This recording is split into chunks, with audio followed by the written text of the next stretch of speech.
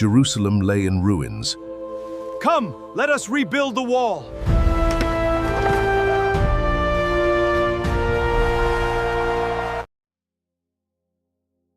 அல்லேலூயா, அல்லேலூயா, ஆமென். ஆண்டவரும் அருமை இரட்சகருமாகிய இயேசு கிறிஸ்துவின் நாமத்தினால் உங்களுக்கு என் அன்பின் வாழ்த்துக்களை இயேசுவின் நாமத்தில் தெரியப்படுத்திக் கொள்கிறேன். கர்த்தர் நம்மையும் நமது குடும்பத்தையும் அதிகமாய் ஆசீர்வதித்து நம்மை தொடர்ந்து நடத்துவாராக. அல்லேலூயா, ஆமென். இது 21வது நாள். கடந்த 20 நாட்களாக தேவனுடைய சமூகத்தில் அவருடைய நாமத்தை நாம் துதிப்பதற்கும் அவருடைய சத்தியத்தை நாம் தியானிப்பதற்கும் தேவன் நமக்கு அதிகமான கிருபைகளை தந்தார். அல்லேலூயா, ஆமென். தொடர்ந்து இன்னும் நமக்கு நாட்கள் இருக்கிறது. ஆமென். இன்னும் நாட்கள் நமக்கு இருக்கிறது, எதுவும் நமக்கு முடிந்து போகலை, இன்னும் நாட்கள் இருக்கிறது. தொடர்ந்து இந்த நாட்களிலும் தேவன் ஸ்தோத்திரம் அவருடைய நாமத்தை தியானிக்க கர்த்தர் நமக்கு உதவி செய்வாராக. இந்த நாளுக்கு ஒரு சத்தியத்தை நாம் வாசிக்கலாம். ஸ்தோத்திரம். ஏசாயாவின் தீர்க்கதரிசனம் 40ஆம் அதிகாரம். ஏசாயா தீர்க்கதரிசனம் 40ஆம் அதிகாரம் அதன் 3வது வசனத்தை நான் வாசிக்கிறேன், என்னை பின்பற்றி கொள்ளுங்கள். ஏசாயா 40:3. கர்த்தருக்கு வழியை ஆயத்தப்படுத்துங்கள், அவாந்திர வெளியிலே நம்முடைய தேவனுக்கு பாதையை செவ்வை பண்ணுங்கள். ஆமென். நாம் ஜெபிக்கலாமா? தேவ சமூகத்தில். ஹல்லேலூயா. பரிசுத்த ஆவியானவரே, உம்மை நன்றியோடு ஸ்தோத்திரிக்கிறோம். பரிசுத்த ஆவியானவரே, உம்மை நன்றியோடு ஸ்தோத்திரிக்கிறோம். சகலத்தையும் படைத்த சர்வ வல்லமை உள்ளவரே, சகலத்தையும் படைத்த சர்வ வல்லமை உள்ளவரே, உம்மை ஸ்தோத்திரிக்கிறோம். ஸ்தோத்திரம், ஸ்தோத்திரம், ஸ்தோத்திரம், ஸ்தோத்திரம், ஸ்தோத்திரம். அன்பின் பரலோக பிதாவே, குமாரனாம் இயேசுவின் நாமத்தில் ஜெபிக்கிறோம். ஆசீர்வதிக்கப்பட்டதான ஆண்டவரே, இந்த 21வது நாள் ஜெபத்திற்காக ஸ்தோத்திரம். இந்த ஜெப வேளையிலையும் ஆவியானவர் எங்களோடு பேசுவீராக, ஆவியானவர் எங்களோடு பேசுவீராக, ஆவியானவர் எங்களோடு பேசுவீராக. மது கரத்தில் எங்களை விட்டு கொடுக்கிறோம். எங்களோடு கர்த்தர் பேசும். இயேசுவின் நாமத்தில் நல்ல பிதாவே, ஆமென். அல்லேலூயா. கர்த்தர் நல்லவர். இன்றைக்கு நாம் தியானிக்க போகிற சத்தியம், நாம் கடந்த 2 நாட்களாக தியானிக்கிற அதே ஒரு வார்த்தையின் அடிப்படையாக நாம் ஆயத்தம் பண்ணுவதை குறித்து நாம் தியானிக்க போகிறோம். ஆயத்தம் பண்ணுவது என்றால் என்ன, எதை, எப்படி அப்படின்னு நம்ம எதையெல்லாம் ஆயத்தப்படுத்தணும் அப்படின்னு சொல்லி நம்ம கொஞ்சம் கொஞ்சமாக என்ன பண்ண போகிறோம், நம்ம தியானிக்க போகிறோம். நேற்றைய தினத்தில் வீட்டை ஆயத்தப்படுத்த வேண்டும், என் வீட்டை ஜெப வீடாய் ஆயத்தப்படுத்த வேண்டும், என் வீட்டின் மூலம் ஒரு சபை உருவாகத்தக்க என் வீட்டை ஆயத்தப்படுத்த வேண்டும் என்று சொல்லி நாம் சில வார்த்தைகளை தியானிக்க கர்த்தர் உதவி செய்தார். இன்றைக்கும் ஒரு வார்த்தையை நாம் தியானிக்க போகிறோம். அதுதான் ஏசாயா 40:3. மறுபடியும் வாசிக்கிறேன். கர்த்தருக்கு வழியை ஆயத்தப்படுத்துங்கள், அவாந்திர வெளியிலே நம்முடைய தேவனுக்கு பாதையை செவ்வை பண்ணுங்கள். ஸ்தோத்திரம். இந்த வாக்கு தத்தம், இந்த வசனம் யாரை குறித்து சொல்லப்பட்டது என்று சொல்லி நம்மில் அநேகருக்கு தெரிந்திருக்கும். இருந்தாலும் நானும் சொல்லுகிறேன், இந்த வாக்கு தத்தமான வசனம் யாருக்கு சொல்லப்பட்டது என்றால், இது யோவான் ஸ்நானகனை குறித்து சொல்லப்பட்டதான ஒரு வாக்கு தத்தம். யோவான் ஸ்நானகன் எப்படிப்பட்ட ஒரு மனிதனாக இந்த உலகத்தில் பிறப்பார், அவருடைய வேலை என்ன, அவருடைய நோக்கம் என்ன, அவருடைய பாதை என்ன, அவருடைய ஊழியத்தின் முடிவு என்ன அப்படிங்கிறதான யோவான் ஸ்நானகனை குறித்து சொல்லப்பட்டதான ஒரு உன்னதமான தீர்க்க தரிசனம். அது வார்த்தை என்னவென்றால், கர்த்தருக்கு வழியை ஆயத்தப்படுத்துங்கள், அவாந்திரவில் நம்முடைய தேவனுக்கு பாதையை செவ்வை பண்ணுங்கள். அல்லேலூயா. இதற்கு மேல இருக்கிற வசனம் ஒரு வார்த்தை அழகா சொல்லப்பட்டிருக்கும் இஸ்ரவேல் ஜனங்களை குறித்து. என் ஜனங்கள் ஆற்றுங்கள் தேற்றுங்கள், என் ஜனத்தை ஆற்றுங்கள் தேற்றுங்கள்னு சொல்லிட்டு எருசலேமுடன் பச்சமாய் பேசி அதன் போர் முடிந்ததென்றும் அதன் அக்கிரமம் நிவிர்த்தி ஆயிற்று என்றும் அது தன் சகல பாவங்களின் நிமித்தம் கர்த்தரின் கையில் இரட்டிப்பாய் அடைந்து தீர்ந்ததென்றும் அதற்கு கூறுங்கள் என்று உங்கள் தேவன் சொல்லுகிறார். தேவன் தமது ஜனத்துக்கு சொல்லுகிற வார்த்தை, இதுவரைக்கும் உன் வாழ்க்கையில் நடந்து கடந்த எல்லாம் தீர்ந்து போனது, இனி நடப்பதற்கென்று ஒன்றுமில்லை என்று கர்த்தர் சொல்லுகிறார். ஆதலால் தேவ ஜனமே, கர்த்தருக்காக பாதை ஆயத்தப்படுத்துங்கள். இஸ்ரவேல் ஜனத்தை பார்த்து ஏசாயா தீர்க்கதரிசி மூலமா கர்த்தர் பேசுறாரு. இதுவரைக்கும் நீங்கள் செய்த எல்லாவற்றுக்கான அது என்ன சார்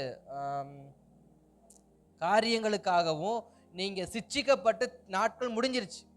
உங்களுக்கான சிட்சிப்பின் நாட்கள் முடிஞ்சிருச்சு. இனியாவது கர்த்தருக்கான வழியை ஆயத்தப்படுத்துங்க. அல்லேலூயா. நமக்கு வைக்கப்பட்ட போர் முடிந்தது, நம்மேல் வைக்கப்பட்ட சிட்சை முடிந்தது, நமக்கு முன்பாக வைக்கப்பட்ட தடைகள் முடிந்தது, நமக்கு முன்பாக வைக்கப்பட்ட அவமானங்கள் எல்லாமே முடிந்தது. இனி உனக்கு எதுவும் தடையா இருக்க போவதில்லை. இனி நீ கர்த்தருக்கு வழியை ஆயத்தப்படுத்து. ஜனங்களை பார்த்து ஆண்டவர் அதான் எருசலேமுடன் பச்சமாய் பேசி அதன் போர் முடிந்ததென்று, அதன் அக்கிரமம் நிவிர்த்தியாயிற்றென்று, அது தன் சகல பாவங்கள் நிமித்தம் கர்த்தரின் கையில் ரெட்டிப்பாய் அடைந்து தீர்ந்ததென்றும் அதற்கு கூறுங்கள். எல்லாமே முடிஞ்சிருச்சு. எருசலேமுக்கு தேவனுடைய வாக்குத்தத்தம் எப்படி வருது? எல்லாமே முடிஞ்சிருச்சு. உனக்கு வைக்கப்பட்ட போர் முடிஞ்சிச்சு, உனக்கு முன்னாடி வைக்கப்பட்ட பாவம் முடிஞ்சிச்சு, உனக்கு முன்னாடி வைக்கப்பட்ட நீ நிவர்த்தியாக்கப்பட வேண்டும், அதை இல்லாமல் ஆக்கப்பட வேண்டும் என்று சொல்லி சத்ருவின் தேசத்துக்கு உன்னை அடிமையாக்கப்பட்ட நாட்கள்லாம் முடிஞ்சிருச்சு. இனி கர்த்தருக்கு வழி ஆயத்தம். அல்லேலூயா, ஸ்தோத்திரம். இது இஸ்ரவேல் ஜனத்துக்கு கொடுக்கப்பட்ட ஒரு மேலான வார்த்தையா இருந்தாலும் இதன் மேலோட்டம் யாரை குறிப்பிடுகிறதுனா யோவான் ஸ்நானகனையும் குறிப்பிடுகிறது. ஏன்னா யோவான் ஸ்நானகன் எப்படிப்பட்ட மனிதனா இருந்தாராமா? மல்கியாவின் புஸ்தகத்தை திருப்பி கொள்ளுங்க. மல்கியாவின் புஸ்தகத்துல ஸ்தோத்திரம் 3ஆம் அதிகாரம் 1 வசனம்.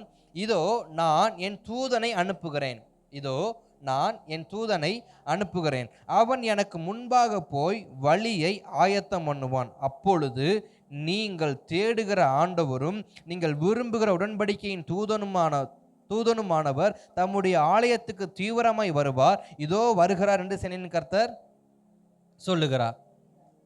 இப்ப மல்கியாலையும் யாரை தான் பேஸ் பண்றாங்கன்னா ஒரு தூதனை அனுப்புகிறேன். இப்ப தூதன்னா யாரு? 2 சட்டைகளை விரித்து 2 சட்டைகளால் தங்கள் முகத்தை மூடி 2 சட்டைகள் தங்கள் கால்களை மூடி உடன்படிக்கை பெட்டிக்கு முன்பாக நின்று அந்த தூதர்களா? இல்லை வெளிப்படுத்தல சொன்ன ஸ்தோத்திரம், வெளிப்படுத்தல் யோவான் சொன்ன அந்த தூதர்களா? நான் பரலோகத்தில் ஒரு தூதர்களை பார்த்தேன், அவர்கள் தங்கள் 2 சட்டைகளில் அடித்து கொண்டு சேனைகளின் கர்த்தர் பரிசுத்தர் பரிசுத்தர் பரிசுத்தர் பரிசுத்தர் என்று சொல்லி துதிக்கிற ஒரு சத்தத்தை நான் கேட்டேன் என்று சொன்னாரே, இல்லை அந்த தூதர்களா? இங்க தூதர்கள்னு யாரை குறிப்பிடுறார் ஆண்டவர்? நம்மை. நம்மை நம்மைனா மனிதர்களை. ஒரு தாயின் கர்ப்பத்தில் பிறக்கிற ஒரு குழந்தைய, ஒரு மனிதனை, ஒரு சகோதரனை, ஒரு சகோதரிய அவர் எப்படிப்பட்ட ஒரு நபரா சொல்றாரு? என் தூதனை அனுப்புகிறேன், என் தூதனை அனுப்புகிறேன். எதற்கு? அவன் எனக்கு முன்பாக போய் வழியை ஆயத்தம் பண்ணுவான். எதற்காக? வழியை ஆயத்தம் பண்ணுவான். யாருக்கான வழி ஆயத்தம் பண்ணணும்? இன்றைக்கும் நம்முடைய தமிழகத்தில், இந்தியாவில் சில தொழிலதிபர்களோ, சில தலைவர்களோ, சில நடிகர்களோ, சில பிரபலமானவர்களோ வரப்ப அந்த பாதையில் என்ன பண்ணுவாங்க? ரெட் மேட் போடுவாங்க, சகப்பு கம்பளம் என்ன பண்ணுவாங்க? விரிச்சு விடுவாங்க. எதற்காக? அந்த சகப்பு கம்பளத்து மேலே கால் வச்சாதான் அவர் கால் உடஞ்சி போகாமல் என்ன பண்ணும்? நேராக நடந்து போகிறோம். இல்லைன்னா வலது பக்கம் இடது பக்கம் டொடக்குன்னு சாஞ்சு பட்டக்குன்னு என்ன ஆயிரும்? போயிடும். அல்லேலூயா, ஸ்தோத்திரம். அப்படிதானே? ஸ்தோத்திரம். கர்த்தர் நல்லவர். ஆமாம். எதற்காக? அது அவர்களுக்கான பாதை, அதில் யாரும் வரக்கூடாது. ஆமென். அந்த சகப்பு கம்பளத்து மேலே நான் யாரை அழைத்திருக்கிறேனோ, இந்த ஃபங்க்ஷனுக்கு, இந்த வீட்டுக்கு, இந்த இடத்துக்கு, இந்த விழாவுக்கு யார் முக்கியஸ்தரோ அவர் வருகிற பாதை, அதில் எவரும் வரக்கூடாது என்று சொல்லி அந்த பாதை ஆயத்தம் பண்ணி வைப்பாங்க. அந்த பாதை நேரம் எங்க போகும்? அந்த விழா மேடைக்கு போகும். அது ஸ்போர்ட்ஸ் ஃபங்க்ஷனாக இருக்கலாம், அல்லது கல்யாண வீட்டு ஃபங்க்ஷனாக இருக்கலாம், எனிவன். அது நேரம் எங்கே போகும்?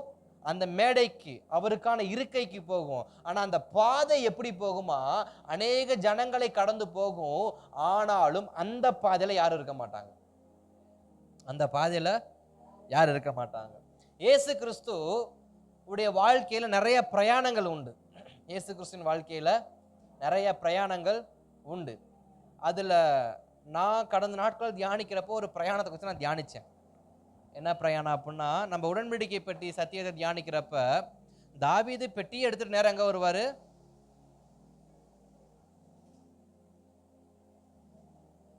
தாவீது ராஜா ஓபேத்ஏதோம் வீட்டிலேருந்து பெட்டி எடுத்துட்டு நேரம் எங்கே வந்தார்?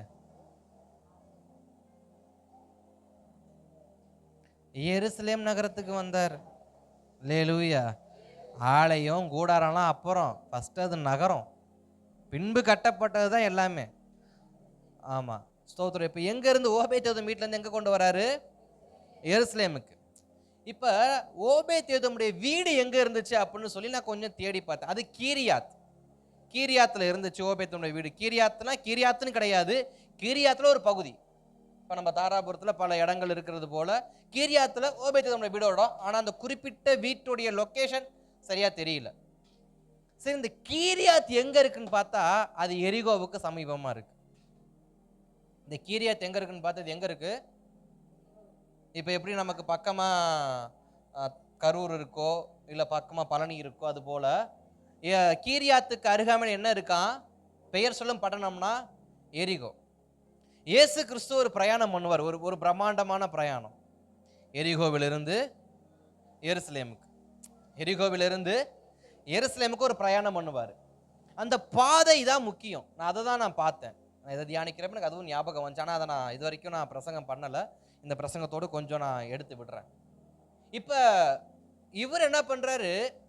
கர்த்தருடைய ஆலயம் கட்டப்படுவதற்கு, கர்த்தருடைய நாமம் துதிக்கப்படுவதற்கு, கர்த்தருடைய மகிமை வெளிப்படுவதற்கு, ஜனங்கள் கர்த்தருக்கு முன்பாக தாழ விழுந்து பணிந்து தொழுது கொள்ள வேண்டும் என்று சொல்லி ஒரு பாதை ஆயத்தப்படுத்துகிறார். அந்த பாதைக்கு பெயர் உடன்படிக்கை பெட்டியை சுமந்து கொண்டு போவோம் வாருங்கள்.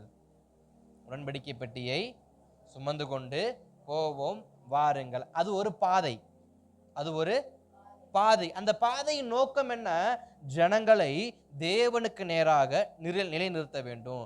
அவர்களை அந்த தேவனுடைய சமூகத்துக்கு முன்பாக முழங்கால் படியிட வைக்கணும். அவர்கள் தேவ சமூகத்துக்கு முன்பாக துதிக்க வைக்கணும், பாட வைக்கணும், ஆராதிக்க வைக்கணும். மீண்டும் தேவனுடைய அந்த பிரசனத்தின் வாழ்க்கைக்குள்ள அந்த அனுபவிக்கத்தக்க அந்த காரியத்தை அவங்க செய்யணும்னு சொல்லி தாவீது தன்னுடையதான எல்லாரையும் கூப்பிட்டு அந்த ஓபேத்தோட வீட்டில இருந்து போவார்.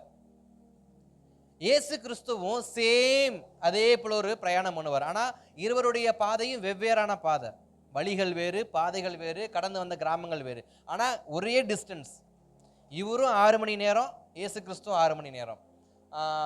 தாவீதுக்கும் எருசலேமுக்கும் ஓபேத்ஏதோமின் வீட்டுக்கும் எருசலேமுக்கும் சுமார் 9 முதல் 10 மைல்னு சொல்கிறாங்க. அதே போல் எரிகோவுக்கு எருசலேமுக்கும் 9 முதல் 10 மைல் இருக்குன்னு சொல்கிறாங்க. இரண்டுமே ஒரே தூரம், இரண்டுமே ஒரே மாதிரி கடக்கிற நேரம். ஆனா இந்த பாதையின் நோக்கம், தாவீதின் பாதையின் நோக்கம் என்ன அப்படின்னா, அந்த பாதை தேவனை மகிமைப்படுத்தத்தக்க ஜனங்களை தேவனுக்கு திருப்புவதான பாதை. தேவனை மகிமைப்படுத்த, தேவனுக்கு நேராக ஜனங்களை திருப்புவதற்கு ஏதுவான பாதை. இது தாவீது எடுத்த பாதை. தேவன் இயேசு கிறிஸ்து எடுத்த பாதை என்ன அப்படின்னா, தம்முடையதான கடைசி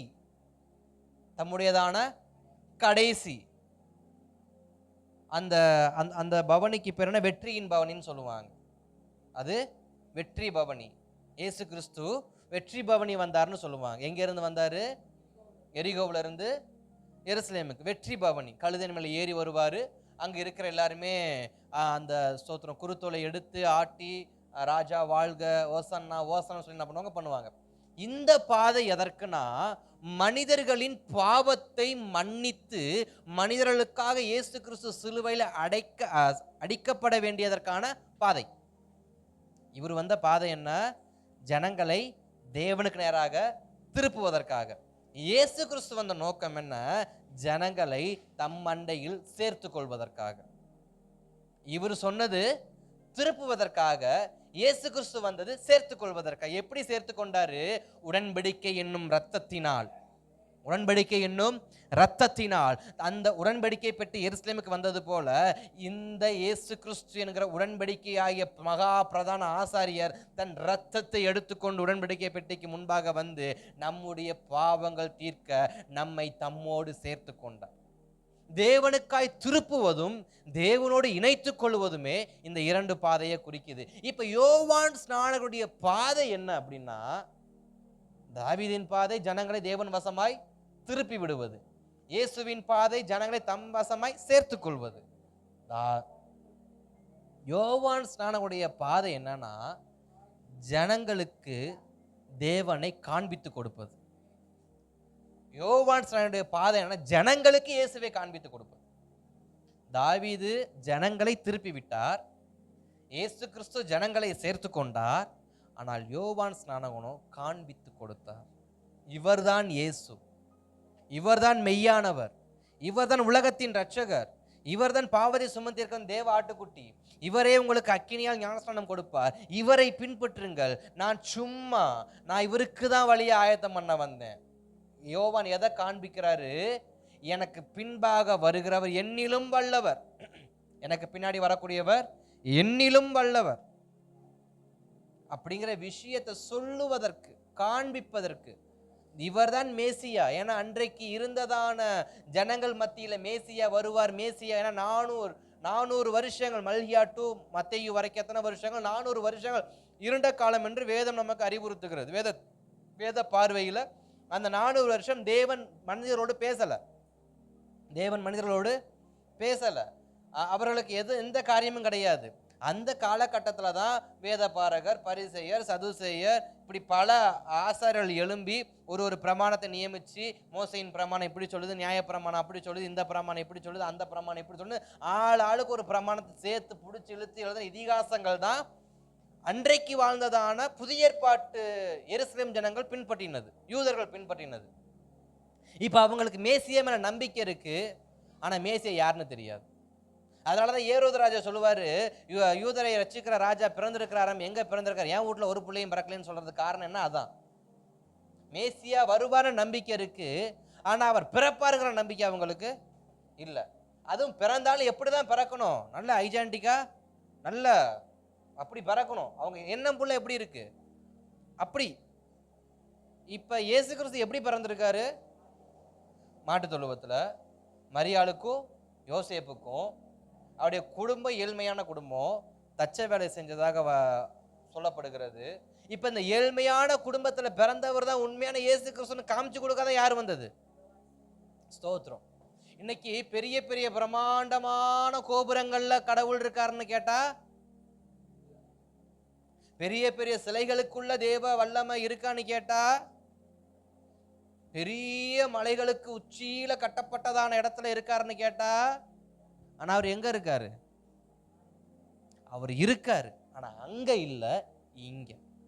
ஜனங்களுக்கு எதை காமிச்சு கொடுக்கணும்? கடவுள் அங்க இல்ல, இங்க. இததான் யோவான் பண்ண வந்தார். அல்லேலூயா.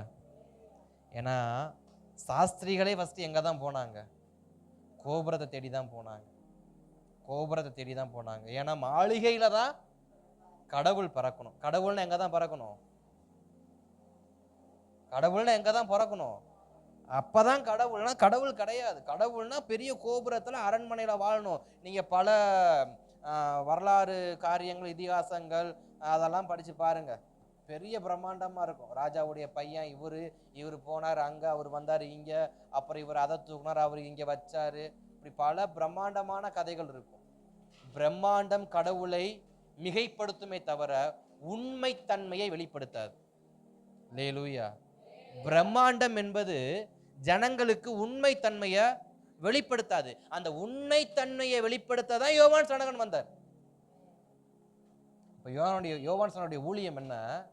இயேசுவுக்கு வழியை ஆயத்தப்படுத்தணும். என்ன வழி ஆயத்தப்படுத்தணும்னா, இவர் தான் இயேசுன்னு ஜனங்களுக்கு காண்பித்து கொடுக்கும். நமக்கு தேவன் கொடுத்த ஒரு பிரதானமான வேலை என்ன? வாசிக்கலாம். 1 பேதுரு 2ஆம் அதிகாரம் 20வது வசனம் நினைக்கிறேன். 1 பேதுரு 2ஆம் அதிகாரம் 20வது வசனத்தை நாம் வாசிக்கலாமா? 1 பேதுரு 2:9.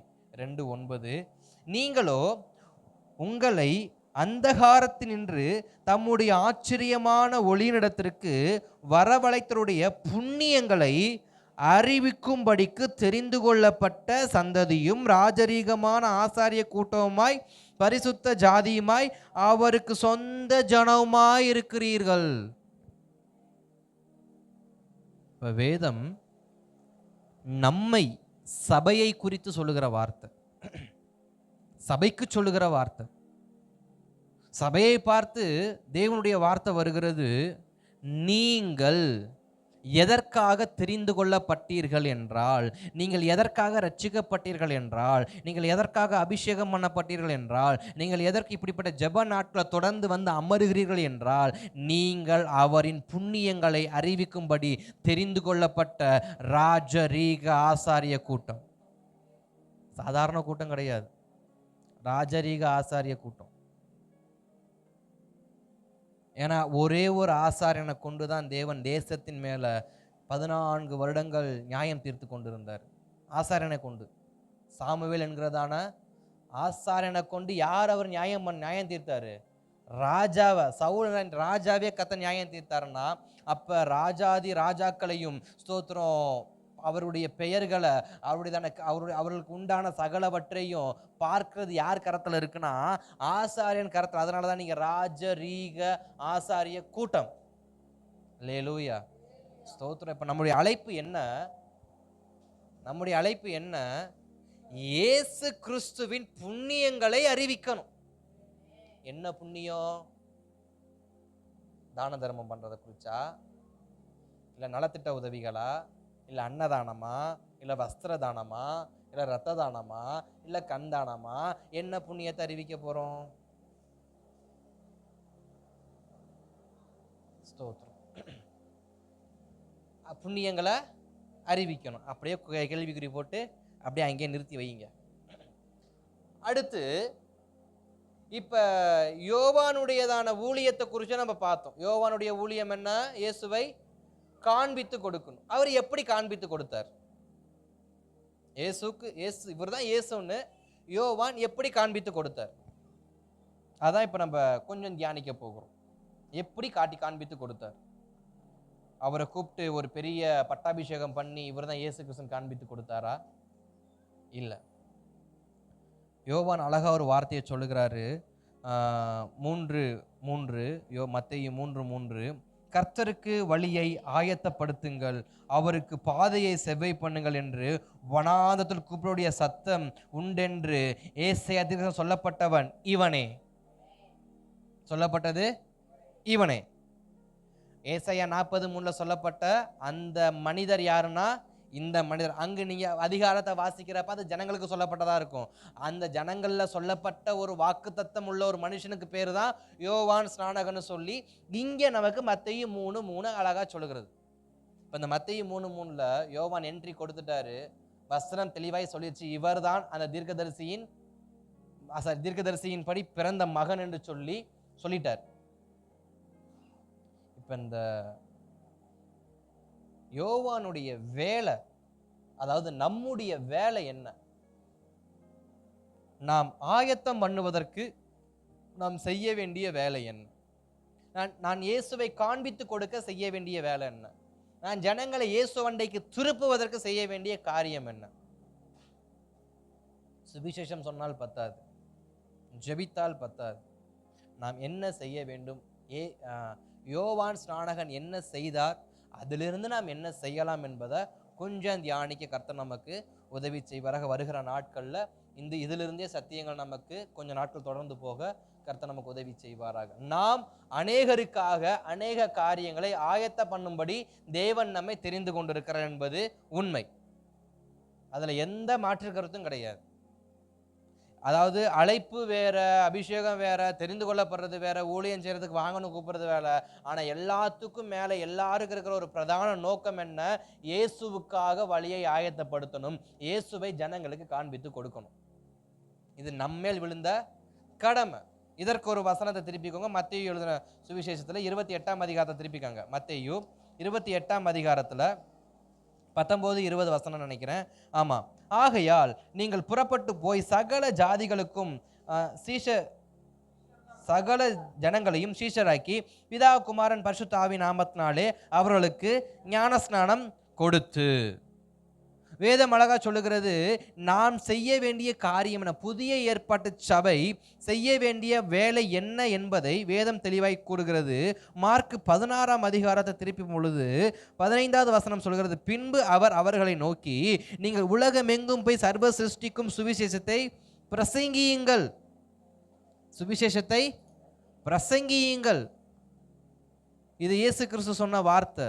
அப்போஸ்தலர் நடபடிகள் 1ஆம் அதிகாரம் 8 சொல்லுகிறது, பரிசுத்த ஆவி உங்களிடத்தில் வரும்பொழுது நீங்கள் பலனடைந்து எருசலேமிலும் யூதேயா முழுவதிலும் சமாரியாவிலும் பூமியின் கடையாந்திரமும் எனக்கு சாட்சிகளாய் இருப்பீர்கள். எனக்கு சாட்சிகளா இருப்பீர்கள். மத்தேயுவும் மார்க்கும் அறிவியுங்கள்னு சொன்னாரு, அப்போஸ்தலர் நடபடிகள் சாட்சியா இருங்கள்னு சொன்னார். இன்றைக்கு அறிவிக்கிறதை விட எது முக்கியமா காணப்படுகிறது? சாட்சி. அல்லேலூயா. அறிவிக்கிறதுக்கு என்ன வேணும்? இன்றைக்கு இயேசுவை நான் பிரசங்கிக்கிறேன், ஆமா தானே? அதை நீங்க கேட்குறீங்க. இப்ப நான் இயேசுவை குறித்து பிரசங்கிக்கிறதுக்கான நோக்கம் என்ன? அவரை குறித்த சாட்சி எனக்கு முன்பாக இருக்கிறது. அவர் பிறந்தார் என்பது உண்மை, பிறந்தார் என்பது உண்மை. அவர் பரிசுத்த ஆவியால் அபிஷேகம் பண்ணப்பட்டு புறாவினார் உண்மை. யோர்தான் நதிக்கரையில் அபிஷேகம் எடுத்தது உண்மை. அவர் நம்முடைய பாவங்களுக்காக மரித்தது உண்மை. நம்முடைய பாவங்களுக்காக ரத்தம் சிந்தினது உண்மை. நமக்காக கல்லறையில் அடக்கம் பண்ணப்பட்டது உண்மை. நமக்காக மூன்றது உண்மை என்று எனக்கு சாட்சி இருக்கிறபடியினால் இந்த சாட்சியை நான் பிரசங்கிக்கிறேன். அந்த சாட்சியை பிரசங்கிக்க. அப்ப நான் யாரை பிரசங்கிக்கிறேன்னா அவருடைய சாட்சி எப்படிப்பட்டதா இருக்கு?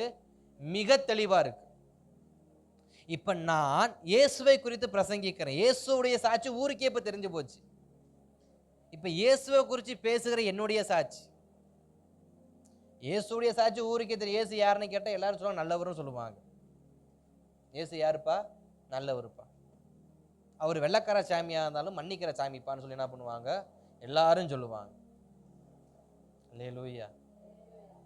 ஆனா இந்த இயேசுடைய சாட்சி நல்லா இருக்கு. இயேசுவை குறித்து சொல்லுகிறவருடைய சாட்சி, அல்லேலூயா, அததான் நம்ம கத்துக்க போறோம். ஃபர்ஸ்ட் டைம் இயேசுவை இன்ட்ரோடியூஸ் பண்ணி வைக்கிறதான யோவானுடைய வாழ்க்கையிலிருந்து நாம கொஞ்சம் கத்துக்க கர்த்தர் நமக்கு உதவி செய்யும். ஏன்னா மற்றவர்கள் எல்லாருமே இயேசுவோடு இருந்தவர்கள். அதனால நம்ம நிறைய ஆலோசனை கேட்டாங்க, புத்திமதி கேட்டாங்க, அதை கேட்டாங்க, இதை கேட்டாங்கன்னு. ஆனா யோவானுக்கு இயேசு தெரியும், இவர் தான் தெரியும். ஆனா அவருக்காக இவர் எதுவும் செய்யல, இவருக்காக அவர் எதுவும் செய்யல. ஏன்னா எலிசபெத்துக்கும் மரியாளுக்கு எத்தனை மாசம் முன்ன பின்ன? 6 மாசம். அல்லேலூயா. அப்ப இயேசுவுக்கு யோவான் சொன்னாங்க எத்தனை வயசு மூத்தவர்? 6 மாசம் மூத்தவர். ஸோ ஆல்மோஸ்ட் 2 பேருக்கு வயசு என்ன? சேம், 30. இவர் ஊழியா இயேசு கிறிஸ்துவுக்கு 30 வயதுல ஊழிய ஆரம்பிச்சாரு. அப்ப யோவான் எத்தனை வயசுல ஞானஸ்நானம் கொடுத்தாரு? இயேசு கிறிஸ்துக்கு 30 வயசுல தான் ஞானஸ்நானம் கொடுத்தாரு. Same equal. 6 மாசம் முன்ன பின்ன. 6 மாசம் முன்ன பின்ன. சரி இருக்கட்டும். இப்ப யோவானுடைய சாட்சி எப்படிப்பட்டதா இருக்கு? யோவானுடைய சாட்சி எப்படிப்பட்டதா இருக்கு? யோவானுடையதான பிரசங்கம் நமக்கு தெரியும். மனம் திரும்புங்கள், பரலோக ராஜ்யம் சமீபமா இருக்கு. மனம் திரும்புங்கள், பரலோக ராஜ்யம் சமீபமா இருக்கு. விரியன் பாம்பு குட்டிகளை வரும் கோபத்துக்கு ஆளாகாது இருங்கள். கடினமான வார்த்தையெல்லாம் போட்டு பிரசங்கிக்கிறாள் தான் நம்ம யோவான் சொன்னாங்க. அவரை பத்தியெல்லாம் எதுவும் சொல்ல முடியாது. அவர் அந்த அளவுக்கு கடினமான பிரசங்கம் பண்ணத்தக்க சாட்சி அவர்கிட்ட இருந்ததுனால அவ்வளவு கடினமான வார்த்தைகளை சொல்லி என்ன பண்றாரு? பிரசங்கம் பண்ணுகிறார். அதுல ஒரு வார்த்தை 4வது வசனத்துல வாசிக்கிறோம். இந்த யோவான் ஒட்டக மயிர் உடை தரித்து தன் அறையிலே வார்க்கச்சையை கட்டி கொண்டிருந்தான். வெட்டிக்கிளியும் காட்டுத்தேனும் அவனுக்கு ஆகாரமாய் இருந்தது. இப்ப இந்த யோவான் என்கிற மனிதன் எப்படிப்பட்டவரா இருக்காரு? ஒரு தாழ்மையின் சொரூபமா என்ன பண்றாரு? இன்ட்ரோடியூஸ் ஆகுறாரு. அவர் எதையுமே ரொம்ப நம்ம கேர் பண்ண மாட்டாரு. அவருக்கு கிடைக்கிறத சாப்பிட்டுட்டு ஊழியம் செய்கிறார். அவர் எதற்குமே என்ன பண்ண ஆசைப்பட மாட்டார். அவருக்கு எந்த ஒரு ஆசையும் கிடையாது. ஒட்டகத்தோல் மயிரில் ட்ரெஸ் போட்டிருப்பார். எல்லாருமே எந்த தோல் ட்ரெஸ் போட்டதா சொல்லி நமக்கு சரித்திரங்கள் சொல்லுது? ஆட்டுத்தோல். ஆட்டுத்தோல் தானே. ஆட்டுத்தோல் தான் இன்னைக்குமே எல்லாருமே இப்போ யூஸ் பண்ணுற ட்ரெஸ் என்னது? அந்த ஆட்டுத்தோல். அந்த உள்ளன்னு என்ன பண்ணுறோம்? யூஸ் பண்ண குளிர்காயம். ஆனால் இங்கே யோவானுக்கு சொல்றதுன்னா ஒட்டக மயிர். ஒட்டகத்துடைய தோல் அதெல்லாம் எந்த அளவுக்கு இருக்குன்னு நமக்கு தெரியாது. பூண்டு இருக்கும். அதில் தான் அவர் என்ன பண்ணுறாரு? காட்டுத்தேன் காட்டில் கிடைக்கிறத சாப்பிட்டுட்டு இருக்கார். இப்போ இவருடைய வாழ்க்கை எப்படிப்பட்டதா இருக்கு? So simple. எதுக்குமே ஆசைப்பட மாட்டார். இவருக்கு எந்த ஒரு பெரிய ஆசை கிடையாது. இவருடைய நோக்கம் முழுக்க என்ன? இயேசுவை ஜனங்களுக்கு காமிச்சு கொடுக்கணும், அவ்வளவுதான். மற்றபடி எனக்கு செப்பரேட்டாக எனக்கு இத்தனை ட்ரெஸ்ஸு வேணும், இத்தனை ஷூஸ் வேணும், இத்தனை சைக்கிள்ஸ், இத்தனை பைக், இத்தனை கார், இத்தனை ஆத்துமாக்கள், இவ்வளவு பெரிய சபை, இப்படி எந்த ஆவிக்குரிய வாழ்க்கையும் சரி உலக வாழ்க்கையில் எந்த ஒரு பிரம்மாண்டமான திட்டமும் இல்லாத ஒரு மனிதன் தான் யோவான் ஸ்நானகன். யோவான் ஸ்நானகன் எந்த ஒரு பிரம்மாண்டமான திட்டம்லாம் கிடையாது. இவ்வளோ பெரிய மெகா சர்ச்சு கட்டணும், அட் அ டைமில் 10 லட்சம் பேர் உட்காந்து ஆராதிக்கிற அளவுக்கு ஒரு பெரிய சர்ச்சு கட்டணும், ஒரு பெரிய வர்ஷிப் சென்டர், அந்த மாதிரி எந்த ஒரு எண்ணமும் இல்லாத ஒரு மனிதர் தான் யாரு? யோவான் ஸ்நானகன். இது ஸ்பிரிச்சுவல். வீட்டு காரியங்கள், ஒரு வீடு கட்டணும், அம்மாவை நல்லா பார்த்துக்கணும், அப்பாவை நல்லா பார்த்துக்கணும், கல்யாணம் பண்ணணும், பிள்ளைகள் இருக்கணும், சந்ததிகள், இப்படி அதெல்லாம் எந்த ஆசையும் அவருக்கு. நோக்கம் என்ன? என் வாழ்க்கை எளிமையா இருந்தாலும் என் நோக்கம் சரியானதா இருக்கும். இன்றைக்கு நம்முடைய வாழ்க்கை எவ்வளவு எளிமையா வேணா இருக்கலாம். இன்னைக்கு நம்முடைய வாழ்க்கை எவ்வளவு எளிமையிலும் எளிமையா இருக்கலாம். ஆனா நம் எளிமையிலும் நோக்கம் சரியா இருக்கா? நோக்கம் என்ன? இயேசுவை காண்பிக்கணும், இயேசுவுக்கு வழியை ஆயத்தப்படுத்தணும். இன்றைக்கு இயேசுவுக்கு வழியை ஆயத்தப்படணும்னா, இன்றைக்கு என்னையவே எடுத்துக்கிட்டாக்க, ஒரு இடத்துக்கு பிரசங்கம் பண்ண கூப்பிட்டாங்கன்னா என் ட்ரெஸ் எப்படி இருக்குன்னு தான் நான் ஃபர்ஸ்ட் பார்ப்பேன். நான் போற இடத்துல நான் பிரசங்கிக்க போறேன் அப்படின்னா நான் ஃபர்ஸ்ட் எதை தான் பார்ப்பேன்? ஷர்ட் நல்லா இருக்கா? ஓகே. பேண்ட் நல்லா இருக்கா? சாக்ஸ் போடலாமா வேண்டாமா? ஷூ போட்டு போகலாமா? ஸ்லிப்பர் போட்டு போகலாமா? ஃபுல் ஹேண்டு போகலாமா? அடிச்சு விடலாமா? டை கட்டலாமா வேண்டாமா? பல யோசனை ஓடும். ஷேவ் பண்ணிட்டு போகலாமா? ட்ரிம் பண்ணிட்டு போகலாமா? பியர்டு எப்படியே வச்சுக்கலாமா? ஷேப், இப்படி எல்லாமே யாருக்கு? எனக்கு ஓடும். ஆனால் யோவான் தன்னை குறித்து அல்ல, அவர் நோக்கம் முழுவதும் கிறிஸ்துவை குறித்து. இயேசுவை நான் காமிக்கணும். என் ட்ரெஸ்ஸு எப்படி இருக்குன்னு அவருக்கு அந்த கவலை கிடையாது. இன்றைக்கு இயேசுவை குறித்து பிரசங்கிக்கிற எத்தனையோ சாதுக்கள் இருந்தாங்க. தாடி வச்சுக்கிட்டு, தலப்பா கட்டிக்கிட்டு, காவி வேட்டி, காவி ஜிப்பா போட்டு இருப்பாங்க. அவங்களுக்கு உடையெல்லாம் பிரச்சனையே இல்லை. ஆனால் சத்தியம் பயங்கரமாக இருக்கும். அவங்களுக்கு உடை பிரச்சனை இல்லை, சத்தியம் பயங்கரமாக இருக்கும். டிவியில் வர அந்த ஜிப்பா கிடையாது, இது வேற ஜிப்பா. அதனால் டிவி ஜிப்பாவை நினச்சிக்காதீங்க. டிவியில் சொன்ன ஜிப்பாவை நான் இங்கே சொல்லலை. அந்த ஜிப்பா வேறு, நான் சொல்கிற ஜிப்பா வேறு. நான் சொல்கிற ஜிப்பாலாம் சாது சுந்தர் சிங் அந்த மாதிரி ஜிப்பாவை நான் சொல்கிறேன். கர்த்தர் நல்லவர். அப்போ அவர்கள்லாம் உடையை பார்க்கல, தோற்றத்தை பார்க்கல, அவங்க வாழ்க்கையின் பின்புலத்தை பார்க்கல. நோக்கம். எனக்கு சாது ஸ்டீஃபன் ஒரு ஐயாவை தெரியும். அவங்க எங்கள் திருச்சி சபைக்கு பிரசங்கம் பண்ண வந்திருக்கிறாங்க. நாங்கள் அவங்கள ரிசீவ் பண்ண நான் ஒரு சில சகோதரலாம் சேர்ந்து நாங்கள் போனோம். அவர் வரப்போ எப்படி வந்தார்னா, ஒரு ஜோல்னா பை இருந்துச்சு. ஜோல்னா பையில் அவர் என்ன வச்சுருந்தாருன்னு நமக்கு தெரியாது. ஒரே ஒரு ஜோல்னா பையில் தான் 3 நாள் பிரசங்கத்துக்கு வந்திருக்காரு. 3 நாள் பிரசங்கத்துக்கு வந்திருந்தாங்க அந்த ஐயா. ஒரே ஒரு ஜோல்னா பை, ஒரு சின்ன சைஸ் பெட்டி, நம்ம பழைய காலத்துல இரும்பு பெட்டி இருக்கும், டங்கர் பெட்டியா தகரப்பட்ட பெட்டியா, அது மாதிரி ஒரு சின்ன பெட்டி, சின்னதாக இருக்கும். அதில் மிஞ்சி போனால் 1 செட்டோ 2 செட்டோ ட்ரெஸ் இருக்கும். அதுக்கு மேலே இருக்குமான்னு தெரியல. அவ்வளோதான் எடுத்துகிட்டு வந்தார். வேறு எக்ஸ்ட்ரா எதுவுமே கிடையாது. நான் உங்களுக்கு சாப்பாடு கொடுக்க ரூமுக்கு போவேன், தம்பி இப்படி வச்சுட்டு போங்க பண்ணாங்க. அப்போ ஒரு பெட்டி திறந்துச்சு, பெட்டிக்குள்ள ஒன்றுமே இல்லை. ஏன்னா இருந்தால் ஒரே ஒரு செட் ட்ரெஸ் மட்டும் தான் உள்ளே வச்சிருக்காரு மனுஷன். அந்த ட்ரெஸ் என்ன? காவி வேட்டி, காவி ஜிப்பா, தலப்பா, அவ்வளோதான். குளிக்கிறதுக்கு வழக்கம்போல சோப்பு, சீப்பு, அவ்வளோதான். வேறு எக்ஸ்ட்ரா. அப்போ தான் நான் இன்றைக்கி யோசித்தேன் தியானிக்கிறப்ப, நம்மளை கூப்பிட்டுருந்தா நம்ம எந்த அளவுக்கு பில்டப்பை கொடுத்துட்டு பையில் என்னென்னத்தை நான் கொண்டு போவேன். நான் என்னை யோசித்து பார்த்தேன். ஆஹா, இயேசுவுக்கு வழியை ஆயத்தம் பண்ணுறது ஓகே, பட் என் சாட்சி எப்படி இருக்கு? ஆனால் என் சாட்சி எப்படி இருக்கு? இப்படிலாம் போனால் தான் சத்தியம் பிரசங்கிக்கப்படுமான்னு கேட்டால் கண்டிப்பாக கிடையாது. நான் என்னைய வச்சு நான் சொல்கிறேன், நான் வேற உலகத்தில் இருக்கிற எந்த ஒரு மிகப்பெரிய ஊழியக்கார வச்சு நான் பிரசங்கிக்கவே கிடையாது. நான் என்னைய மட்டுமே உதாரணமாக சொல்கிறேன் உங்களுக்கு. நான் யோசித்தது, நான் போனேன்னாக்க எனக்கு ஒரு பேக், அந்த பேக் ஸ்டைலாக இருக்கணும், இல்லைனா பேக் எடுத்துகிட்டு போக மாட்டேன். நான் கொண்டு போகிற பேகு ஸ்டைலாக இருந்தால் நான் பேக் தூக்க மாட்டேன். அப்படிப்பட்ட மனுஷன் நான். அதுக்குள்ளே இப்படி இருக்கணும், அப்படி இருக்கணும். ஆனால் இதை தியானிக்கிறப்ப தான் அந்த ஐயாவை ஞாபகப்படுத்தினார். அவ்வளோ அழகாக பிரசங்கம் பண்ணுவார், சத்தியத்தை அவ்வளோ நுணுக்கமாக சொல்லிக் கொடுப்பார், இயேசுவை குறித்ததான அந்த பரிசுத்தமான ஜீவிதத்தை அழகாக சொல்லிக் கொடுப்பார். ஆனால் அவருடைய தோற்றம் மிக எளிமை. எளிமை முக்கியமல்ல, நோக்கமே முக்கியம். யோவான் தன்னுடைய தோற்றங்கள் பார்க்குறப்ப நமக்கே அருவருப்பார், யாரா அந்த காட்டுவாசி பைய அப்படின்னு. எப்படி இருக்கும்? யாரா அந்த காட்டுவாசி, காட்டு தேனி வெட்டில நின்றுட்டு இருக்காங்களாமா அப்படின்னு. ஆனால் நோக்கம் என்ன? இயேசுவுக்கு வழியை ஆயத்தப்படுத்தணும். நோக்கம் இயேசுவுக்கு வழியை ஆயத்தப்படுத்தணும். இன்றைக்கும் நம்மை தேவன் அழைத்திருக்கிறார், நம்மை ரட்சித்திருக்கிறார், நமக்கு பரிசுத்தமான ஜீவிதத்தை கொடுத்திருக்கிறாரு. ஆனால் நம்முடைய நோக்கம் என்ன? நம்முடைய நோக்கம் என்ன? What is my purpose? என்னுடைய நோக்கம் என்ன? என்னை எதற்காக அழைத்தார்? என்னை எதற்காக ரட்சித்தார்? எதற்காக ஞானஸ்நானம் கொடுத்தார்? எதற்காக ஜெபத்திற்கு அமர வைத்தார்? எதற்காக என்னை உபவாசத்தில் உட்கார வைத்தார்? எதற்காக எனக்கு ஜெபிக்கிற கிருபையை கொடுத்தார்? எதற்காக கண்ணீர் சிந்தி அழுகிற கிருபையை கொடுத்தார்? நோக்கம் என்ன? நோக்கம் என்ன? யோவானுடைய நோக்கம் சிம்பிள் லைஃப். பட் அவர் செஞ்ச கிராண்ட் ஓப்பனிங் என்னன்னா, இயேசுவை அவர் அநேகருக்கு காட்டி கொடுத்தார், கிராண்ட் ஓப்பனிங் பண்ணார். நம்முடைய வாழ்க்கையில கிராண்ட் ஓப்பனிங் நம்ம வீடா இருக்கக்கூடாது. நம்முடைய வாழ்க்கையோட கிராண்ட் ஓப்பனிங் நம்முடைய சர்ச்சா இருக்கக்கூடாது. நம்முடைய வாழ்க்கையோட கிராண்ட் ஓப்பனிங் நம்முடையதான பிள்ளைகளுடைய திருமணமா இருக்கக்கூடாது. நம்முடைய வாழ்க்கையோட கிராண்ட் ஓப்பனிங் இயேசுவை குறித்து அறிவிக்கிறதாவே இருக்கட்டும். அல்லேலூயா. இன்றைக்கு ஒரு தீர்மானம் எடுப்பு, ஆண்டவரே என் வாழ்க்கையில் மிகப்பெரிய லட்சியம், மிகப்பெரிய கிராண்ட் ஓப்பனிங் என்னுடைய பிள்ளைகளை குறித்தோ வீட்டை குறித்தோ, ஆண்டவரே சோதர் பெரிய சபையை அந்த கிராண்ட் ஓப்பனிங் இல்லைப்பா, ஒரு கிராண்ட் ஓப்பனிங் அநேகருக்கு இயேசுவை பிரகடனப்படுத்தத்தக்கதான ஒரு கிராண்ட் ஓப்பனிங் என்னுடைய தரிசனமாக மாறட்டும்னு சொல்லி கேளுங்க தேவ சமூகத்தில். யோவானா போல அநேகருக்கு சொல்ல எனக்கு உதவி செய்யுங்கப்பா.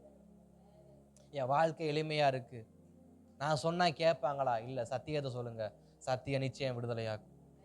சத்தியத்தை அறிவுள்ள சத்தியம் உங்களை, நாம் பேசுகிற வார்த்தை அவர்களுக்கு விடுதலை கொடுக்கும் என்றால் அவன் என் தோற்றத்தை பார்க்க மாட்டான், வார்த்தையை தான் பார்ப்பான். அல்லேலூயா. உண்மைதானே?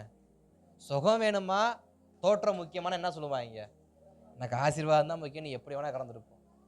இன்றைக்கும் எத்தனையோ இந்துக்களுடையதான அந்த பேக்ரவுண்டில் இருக்கக்கூடியதான அந்த காசி சரௌண்டிங்கில் இருக்கக்கூடியதான எத்தனையோ கடவுளை பின்பற்றக்கூடிய மனிதர்கள் இருக்கிறாங்க. தோற்றம் பார்த்தா நமக்கே விகாரமாக இருக்கும். ஆனால் ஆசி அவங்கள்ட்ட என்ன பண்ணுவாங்க? போய் வாங்கிட்டு வருவாங்க. அவங்க நம்ம மேலே கை வச்சா நமக்கு புண்ணியம். தோற்றம் முக்கியம் இல்லை, ஆசீர்வாதம் முக்கியம். இன்றைக்கு நாம் கற்றுக்கொள்கிற விஷயம், நம்முடைய வாழ்க்கையில் தேவன் நம்மளை எந்த அளவுக்கு வைத்திருக்கான்றது முக்கியம் இல்லை. எவ்வளவு எளிமையை கொடுத்தாலும் சரி, நமக்கு அநேக வஸ்திரங்கள் இல்லாமல் போனாலும் சரி, நமக்கு அநேகமாக நல்ல சாப்பாடு இல்லாமல் போனாலும் சரி, நமக்கு நல்ல வீடு இல்லாமல் போனாலும் சரி, படுத்து உறங்க நல்ல இடம் இல்லாமல் போனாலும் சரி, நம் எளிமை எவ்வளவு அடிமட்டத்தில் இருந்தாலும் என் நோக்கம் மட்டும் உயர்மட்டமாகவே எப்பொழுதும் இருக்கட்டும். அல்லேலூயா. எத்தனையோ மிஷினரிகள் நம்முடைய தேசத்துக்கு வந்தாங்க. சீகன் பாலையா நம்முடைய தரங்கம்பாடிக்கு வந்தப்போ, அவர் வெளிநாட்டிலேருந்து பிரயாணம் பண்ணி வந்தவர். அவர் இங்கே வந்த லாங்குவேஜ் தெரியாது, மொழி தெரியாது. நம்முடைய இந்தியாவுக்கு இல்லை மற்ற ஸ்டேட்டுக்கு, வடநாட்டுக்கோ தென்னாட்டுக்கோ மிஷினரியாக வந்தவங்க யாருக்குமே மொழி தெரியாது. தமிழ் மொழி தெரியாது, இந்தி மொழி தெரியாது. அவங்களுக்கு தெரியலாம் லண்டன் அந்த பிரிட்டன் மொழி தான் தெரியும், இங்கிலீஷ் தான் தெரியும். ஆனால் இங்கே வந்து அவங்கள யாரும் ஏற்றுக்க மாட்டாங்க. அடி மட்டத்தில் கடந்தாலும் அவங்க நோக்கம் ஒன்றே ஒன்று தான், நான் இயேசுவுக்கு ஊழியம் செய்யும், நான் இயேசுவுக்கு ஊழியம் செய்யும். என்னை கொன்னாலும் பரவாயில்ல, எனக்கு நன்மை கிடைக்காம போனாலும் பரவாயில்ல, எனக்கு தங்குவதற்கு நல்ல வீடு கிடைக்காம போனாலும் பரவாயில்ல. எத்தனையோ மிஷினரிங்க ஏதோ ராக் ரோலாண்டா சம்திங் பேர் வரும், பேர் சரியாக ஞாபகத்தில் வரல, ராக்லாண்ட். அவர் பெரிய பணக்கார மனுஷன். அவருடைய தேசத்தில் ஊழியம் செய்ய வந்தார். வந்த இடத்துல சரியான பசி, பசிக்குதுன்னு ஒரு அம்மாட்ட போயிட்டு குடிக்க ஏதாவது குடும்பம்னு ஏசுனாத சமரிய ஸ்திரியை கேட்டாவது போல இந்த ஐயா அந்த அம்மா கேட்டிருக்கேன். அந்த அம்மா வந்து நீ யாரு, உன் கோத்திரம் என்ன, உன் ஜாதி என்ன, ஜனம் என்ன, அன்னைக்கெல்லாம் அதானே பெருசு, இன்னைக்கு அதான் பெருசு, அன்னைக்கு அதான் பெருசு. அப்போ அவர் சொன்னார், எம்மா எனக்கு அதெல்லாம் தெரியாதுமா, சரி ஒரு கொட்டாச்சி இருந்தால் கொண்டு வா, நான் கொடுக்குறேன், அதை கொட்டாச்சியில் குடிச்சிட்டு போயிடு. அந்த மனுஷன் எப்படிப்பட்ட மனுஷன்? ஒரு பெரிய பணக்கார மனுஷன், ஒரு பெரிய தொழிலதிபராக இருந்த மனுஷன் இயேசுவுக்காக ஊழியம் செய்ய வந்தார். வந்த இடத்துல வாழ்க்கை தலைகளாக மாறி போச்சு. இப்போ காரில் இல்லை, நடந்து தான் போகணும். தட்டில் சோறு இல்லை, கொட்டாச்சியில் சோறு தராங்க. படுத்து தூங்க மெத்த கிடையாது, அங்கே பாய் கூட இல்லை பாவம் அவருக்கு. அப்படியே படுத்துட்டு அப்படியே மரத்தடியிலையோ அப்படியே போகிற மாதிரி தான் அவருடைய ஆரம்ப காலங்கள் இருக்குது. ஆனால் பாவம் அவர் நேரம் கொட்டாச்சி கூட அவருக்கு கிடைக்கல. அவருக்கு கிடைச்சது அவர் மாட்ட தொப்பி மாட்ட. வெயிலுக்கெல்லாம் அன்னைக்கு இங்கிலீஷ்காரங்கெல்லாம் தொப்பி மாட்டிருப்பாங்க, அந்த தொப்பி தான் இருந்துச்சு. இதுலேயே ஊத்துமா, நான் குடிச்சிட்டு போகிறேன். எளிமை தான், பட் நோக்கம் உயர்ந்தது. என்னுடைய எளிமையை நினைச்சா நான் கிறிஸ்துவுக்காக ஊழியம் செய்ய முடியாது.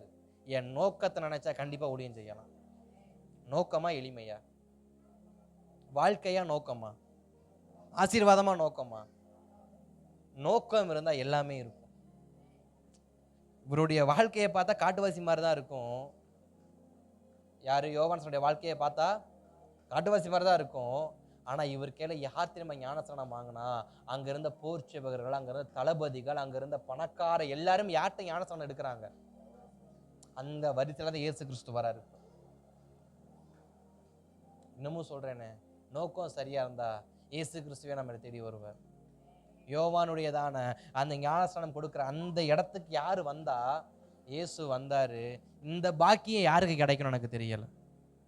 இவ்வளவு பெரிய பாக்கியம் யாருக்கு கிடைக்கும்? நான் யாரை குறித்து பிரசங்கம் பண்ண வந்தனோ, நான் யாருக்கு வழி ஆயத்தம் பண்ண வந்தனோ, நான் யாருக்கு ஸ்தோத்திரம் இவரே மேசியா என்று நான் ஜெயக்கொடி தூர்க்க வந்தனோ, அவருக்கே என் கையால் நான் அவரை மூழ்கி எடுப்பேன் என்று நான் நினைக்கல. அவருக்காக நான் ஜெபம் பண்ண எனக்கு தெரியாது. இவ்வளவு பெரிய பாக்கியத்தை யோவானுடைய வாழ்க்கையில தேவன் அந்த யோர்தான் நதிக்கரையில கொண்டு வருவதற்கான காரணம் என்ன? யோவானுடைய நோக்கம் சரியா இருந்தது. அவன் எளிமையான மனுஷன்தான், பட் நோக்கத்தில் உறுதியா இருந்த மனுஷன். நம்முடைய வாழ்க்கையில நம்முடைய நோக்கம் சரியா இருக்கும். நான் எதற்காய் பிடிக்கப்பட்டேனோ அதை பிடித்து கொள்ளும்படி ஆசையாய் தொடர்கிறேன். பின்னானவைகளை மறந்து முன்னானவைகளை நோக்கி ஆசையாய் தொடரணும். பின்னானதுன்னா என்ன? நம்முடைய எளிமை, நம்முடைய தோற்றம், நம்முடைய குடும்பம், நம்முடைய பின்னணி, நம்முடைய வாழ்க்கை. சட்டி முட்டில அரிசி இருக்காது, அடுத்த சாப்பாட்டுக்கு அரிசி இருக்காது. ஆனா என்ன வார்த்தை வரும்? கர்த்தர் உங்களை. எலியாவுக்கு கேரி தாற்றங்கரையில் கடைசி காக்கா சோறு கொடுத்துருச்சு. ஃபஸ்ட்டு போர்ஷன் முடிஞ்சிச்சு. ஃபஸ்ட்டு போர்ஷன்னா அந்த முதல் 3.5 வருஷம் முடிஞ்சிருச்சு. 3 வருஷம் 6 மாதத்தில் 1.5 வருஷம் 3 மாதம் முடிஞ்சிருச்சு. 1.5 வருஷம்னா 1 வருஷத்தையும் 9 மாதம் முடிஞ்சு போச்சு. இப்போ அடுத்த 1 வருஷம் 9 மாதம் கழிக்கணும். இப்போ ஆண்டவர் சொல்கிறாரு, மொதல் 1.5 வருஷம் கேரி தாற்றங்களை உட்கார வச்சு உன்னை காக்கா வச்சு சோறு போட்டேன். இப்போ நீ அடுத்து எங்கே போகிற அப்படின்னா நேராக சாரிபாதி வீட்டுக்கு போ அப்படின்னாரு. இவர் சோறு கிடைக்கும்னா எங்கே வேணால் நம்ம போகலாமேன்னு இவரும் கிளம்பி போயிட்டார். சோறு கிடைக்கும்னா, பட்டு போன இடத்துல தான் தெரியுது அங்கேயே சோறு இல்லை அப்படின்னு. போன இடத்துல தான் தெரியுது அங்கேயே சோறு இல்லைன்னு. இப்போ இந்த எலியா கேட்குறாரு, ஏம்மா எனக்கு சாப்பிட ஏதாவது கொடுப்பான்னு. அந்த அம்மா ஓப்பனாக சொல்லுது, சாமி சத்தியமாக தின்ன ஒன்றும் கிடையாது, என்கிட்டயே கொஞ்சோண்டு தான் இருக்குது, நானே சுட்டுட்டு தின்னுட்டு செத்தரலான் இருக்கேன், நீர் வேற வந்து பங்கை ஏற்காதீரும், அரை கஞ்சோட அரை வயிற்றோட செத்து போகிற எனக்கு விருப்பம் இல்லை, சாவுறன்னு சாவு நல்லா ஃபுல் கட்டு என்ன பண்ணுறேன் சாவுறன்னு அந்த அம்மா சொல்ல. அவரு சொல்கிறார், எம்மா நீ முதல்ல கொடுக்குறத கொடுமா அப்படின்னு. அந்த அம்மாவுக்கு ஏழ்மை தான், எலியாவுக்கு பஞ்சம்தான், பசி தான். ஆனால் அவருடைய நோக்கம் என்ன? தேவன் அங்கே அவரை அனுப்பினார். இதனால் வரைக்கும் காக்கா நான்வெஜ் கொடுத்துச்சு. இன்னைக்கு அந்த அம்மா கொடுக்குற சாப்பாடு என்ன? வெஜ்ஜு. தொட்டுக்கா என்ன இருந்துச்சான்னு தெரியல. பிரெட்டு கிடச்சிச்சு, பிரெட்டுக்கு ஜாம் கிடச்சதுன்னு தெரியல. பிரெட் இருந்துச்சு, பிரெட்டுக்கு ஜாம் இல்லை, பிரெட்டுக்கு வெண்ணெயோ பட்டரோ எதுவுமே இல்லை, வெறும் சிங்கிள் பிரெட்டு தான் தராங்க அந்த அம்மா. ஆனால் இது வரைக்கும் காக்கா என்ன கொடுத்துச்சு? அப்பமும் இறைச்சியும், அப்பமும் பிரெட்டு வித்து நான்வெஜ். ஆனால் இப்போ கொடுக்கறது ஒன்லி பிரெட். எலியா பார்க்குறாரு. தோற்றம் எளிமை தான். இவரே சோறு சாப்பிட தான் வந்தார். அந்த அம்மாட்ட ஒன்றுமே இல்லை. இவருடைய நோக்கம் என்ன? அந்த அம்மா வீட்டுக்கு போகணும், அந்த அம்மாவை ஆசீர்வதிக்கணும். அவ்வளோதான் நோக்கம். அதான் இயேசு தேவன் அவரை கேரி தாற்றங்கரையிலேருந்து எடுத்துக்கொண்டு போய் அங்கே விட்டதுக்கான நோக்கம் என்ன? நீ அவங்கள ஆசீர்வதிக்கணும். பட் நமக்கு பின்னாடி ஒன்றும் கிடையாது. நமக்கு பின்னாடி ஒன்றும், நம்ம வீடு எங்கே இருக்குது? கேரி தாற்றங்கரை ஓரமாக, ஆத்தோரமாக உக்காந்துருக்கோம். ஆத்தோரமாக குடிசை போட்டு உக்காந்துருக்கேன். எனக்கு பின்பலம் இங்கே கிடையாது, எனக்கு குடும்பம் கிடையாது. நானே ஆத்தோரமாக வாழ்ந்துக்கிட்டு இருக்க ஒரு சாதாரண மனுஷன். இந்த ஆத்தோரமாக வாழக்கூடிய மனுஷனுக்கு தேவன் என்ன சொல்கிறார்? நீ கேரி, நீ சமாரியா சாரிபாத் வீட்டுக்கு போ அப்படின்றார்.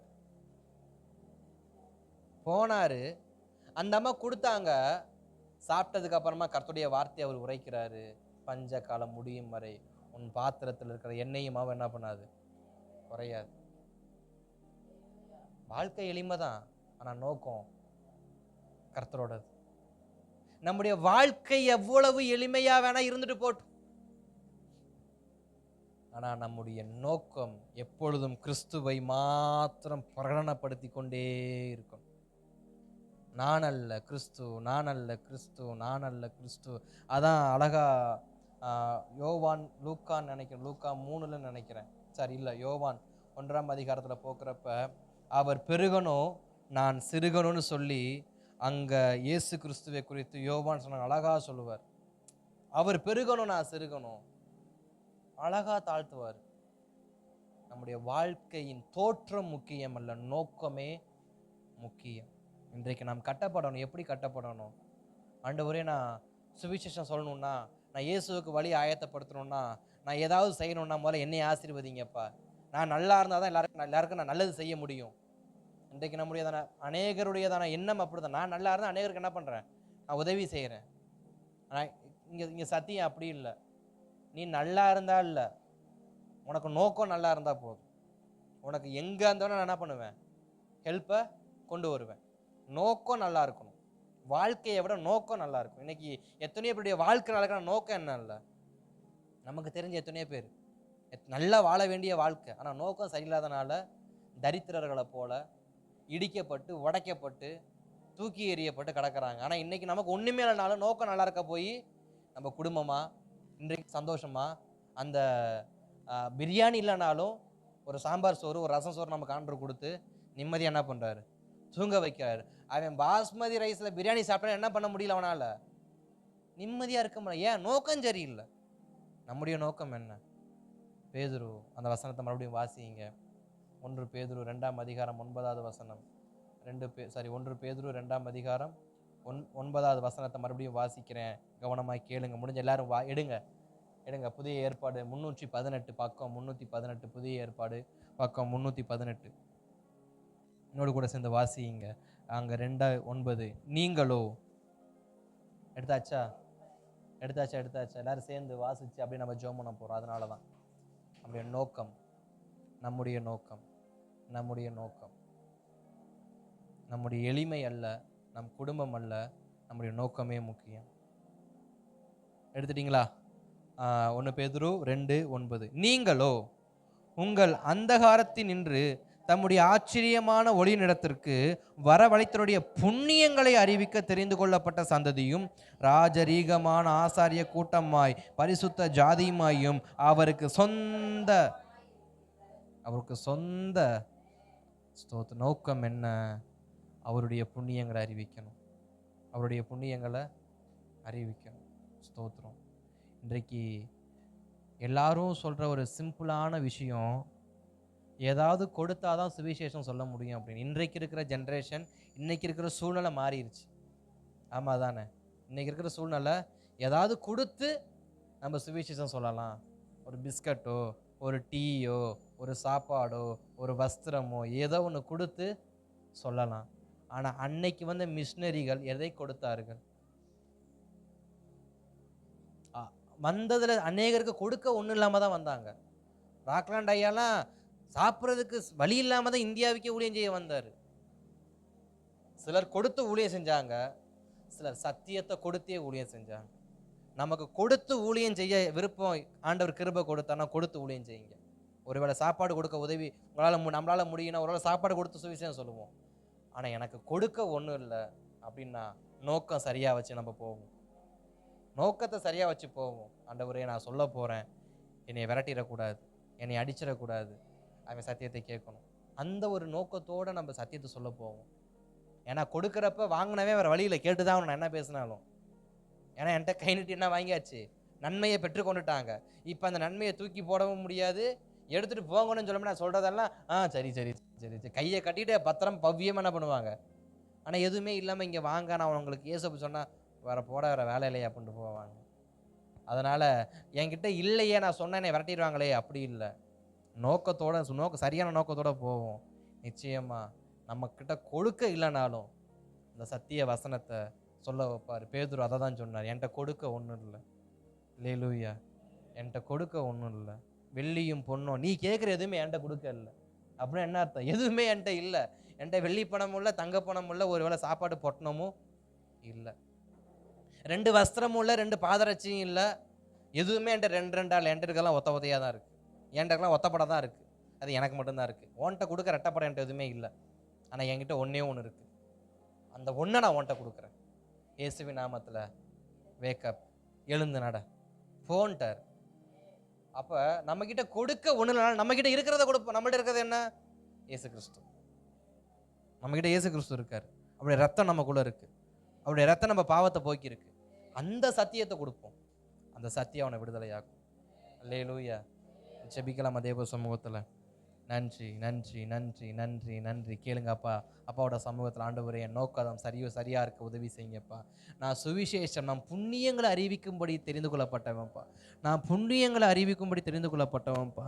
ஆண்டவர் யோவான் சானுடைய வாழ்க்கையில் அவருக்கு பிரம்மாண்டமான வரவேற்பு இல்லைனாலும், அவருடைய தோற்றம் எளிமையாக இருந்தாலும், அவருடைய உணவு எளிமையான உணவாக இருந்தாலும், அவருடைய வஸ்திரம் எளிமையான வஸ்திரமாக இருந்தாலும், அவருடைய நோக்கம் சரியாக இருந்தது போல் ராஜாக்களை ஞானஸ்நானம் கொடுக்க, இயேசு கிறிஸ்துவுக்கே ஞானஸ்நானம் கொடுக்க அப்போ அவருடைய நோக்கம் சரியாக இருந்தது போல் இன்றைக்கும் எங்கள் தேசத்தில் எத்தனையோ பேர் இருக்கிறாங்க. அவர்கள் ஞானஸ்நானம் எடுக்க நான் ஒரு காரணமாய் மாறணும்ப்பா. ஞானஸ்நானம் கொடுக்க இல்லைனாலும் அவங்க எடுக்க நான் காரணமாக இருக்கணும்ப்பா. தேவசமத்தில் கேட்கலாமா? கொடுக்க இல்லை ஆண்டவர், எடுக்கவாவது நான் காரணமாக இருக்கணும்ப்பா. எடுக்கவாவது நான் காரணமாக இருக்கணும். புண்ணியங்களை அறிவிக்க உதவி செய்யுங்க. என் நோக்கத்தை இன்றைக்கு மாற்றுங்க. ஒரு வேளை நம்முடைய நோக்கம் நம்முடைய குடும்பத்தை குறித்து, நம்முடைய ஒரு கிராண்ட் ஓப்பனிங், ஒரு ஃபங்க்ஷனாவோ இல்லை ஒரு சர்ச்சாவோ ஒரு ஹவுசிங் ஒரு வீடாவோ இல்லாமல், என்னுடைய கிராண்ட் ஓப்பனிங் என் வாழ்க்கையில் நான் இயேசுவுக்காக செயல்படக்கூடிய அந்த சுவிசேஷ பணிக்காகப்பா. நான் சுவிசேஷ பணி செய்யணும் ஆண்டவர். நான் சுவிசேஷ பணி செய்யணும்ப்பா. நான் பெரிய அளவில் செய்யலனாலும் ஒரு நாளுக்கு ஒரு ஆளுக்காவது, அது பாட்டியோ தாத்தாவோ சின்ன பையனோ பெரிய பையனோ வாலிபனோ வாலிப சகோதரனோ சகோதரியோ, நான் ஒரு நாளைக்கு ஒருவருக்காவது என்னால் முடிஞ்ச எனக்கு கற்றுக்கொண்டதை நான் கற்றுக் கொடுக்க உதவி செய்யுங்கப்பா. அப்பா ஸ்தோத்திரம் ஆண்டவரே. எனக்கு அற்புதம் செய்ய கிருபை இல்லை, எனக்கு பேய் விரட்ட கிருபை இல்லை, எனக்கு நோய் போக்க கிருபை இல்லை, ஆனால் சத்தியத்தை சத்தியமாக சொல்கிற கிருபை தாங்கப்பா. ஆண்டவரே, உமது கரத்தில் வருகிறோம். எங்களால் இயன்ற மட்டும் எங்கள் நோக்கத்தில் உண்மையாக இருக்க உதவி செய்யுங்கப்பா. ஆண்டவரே, எளிமை அல்லப்பா, நோக்கம் முக்கியமாக இருக்கட்டும். வஸ்திரம் அல்லப்பா, நோக்கம் முக்கியமாக இருக்கட்டும். தோற்றம் முக்கியம் அல்ல, நோக்கமே முக்கியம் என்று சொல்லி எங்களை உமது கரத்தில் விட்டு கொடுக்கிறோம். எங்களை உமது கரத்தில் விட்டு இந்த நாளிலும் ஆண்டவரே, யோவான் ஸ்நானகனை போல நாங்களும் எளிமையான தோற்றமுடையவளாக இருந்தாலும் இயேசுவை குறித்து வழியை ஆயத்தம் பண்ணுகிற பணிகளை செய்ய எங்களை விட்டு கொடுக்குறோம்ப்பா. ஒருவேளை நாங்கள் எங்கள் தோற்றம் சரியில்லை, எளிமையுள்ள வாழ்க்கை, நான் சொன்னால் யாரையும் கேட்க மாட்டாங்க, எங்கள் சபைக்கு யாரும் கூப்பிட்டாலும் வரமாட்டாங்க, அதனால் நான் யாரையும் கூப்பிடல, யாரையுமே சொல்லலை அப்படின்னா, இன்றைக்கு தேவ சமுதாயம் அந்த எண்ணங்களை எல்லாம் உடைங்க. ஆண்டவரே, நான் கட்டப்பட விரும்பணுங்கிறேன்ப்பா. நான் கட்டப்பட விரும்புகிறேன். இப்படிப்பட்ட மாயமான பிம்பத்திலிருந்து நான் உடைக்கப்பட்டு ஆண்டவர் உண்மைக்கு கட்டப்பட என்னை விட்டு கொடுக்குறேன்ப்பா. என்னை தேவன் கட்டுவீராக, என்னை தேவன் கட்டுவீராக. ஆண்டவர், இந்த நாட்களிலும் நாங்கள் எப்படிப்பட்டவர்களாக இருந்தாலும் நாங்கள் ஆண்டவரே சத்தியத்தை சத்தியமாய் சொல்ல ஒரு நல்ல சாட்சி உள்ள வாழ்க்கை எங்களுக்கு தாங்கப்பா. நல்ல சாட்சி உள்ள வாழ்க்கை எங்களுக்கு தாங்கப்பா. உமது கரத்தில் விட்டு கொடுக்குறோம். இயேசுவின் நாமத்தில் நல்ல பிதாவே, ஆமென் ஆமென்.